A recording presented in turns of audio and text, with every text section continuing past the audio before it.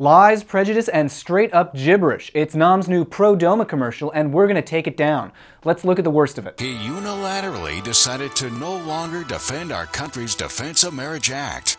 Nope, not unilateral. Obama's decision was backed up by a recommendation from the Department of Justice and by legal precedent that holds discriminatory laws to a higher standard of review.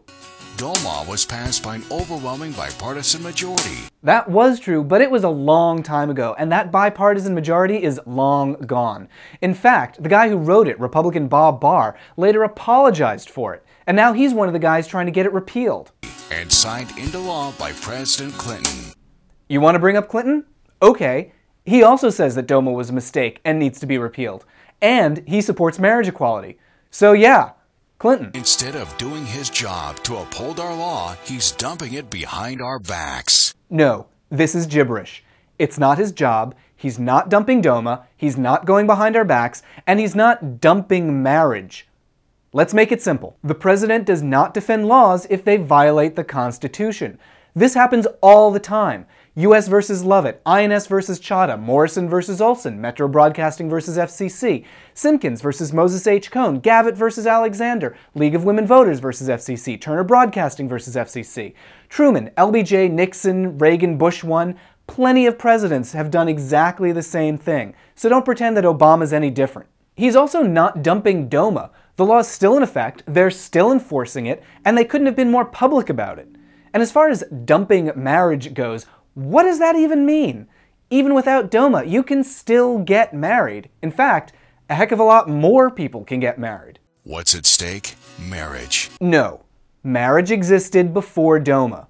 Getting rid of DOMA doesn't get rid of marriage. They're two different things. A husband and wife dedicated to giving children the mom and dad they deserve. No, this is a trick. DOMA has no bearing on how many kids have moms and dads. Kids get raised in all kinds of families right now, whether or not DOMA exists. Not to mention, children deserve more from their parents than just a gender. They deserve love and they deserve legal recognition. That's how DOMA hurts kids. Government of the people, by the people. Oh look, the Constitution. You know, the very document that renders DOMA unconstitutional. You might want to try reading that. It's in cursive, so take your time. With your help, we can protect marriage. And this is the bit I just can't figure out, no matter how many times I hear it.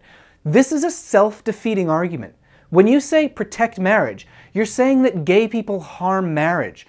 But you can't show any evidence that that's the case, and God knows you've had plenty of opportunity to try. So the only explanation is an irrational, unexamined prejudice.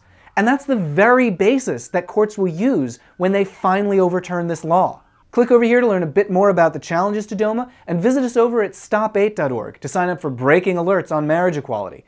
And if you want to help, post this video on Facebook so more people see it.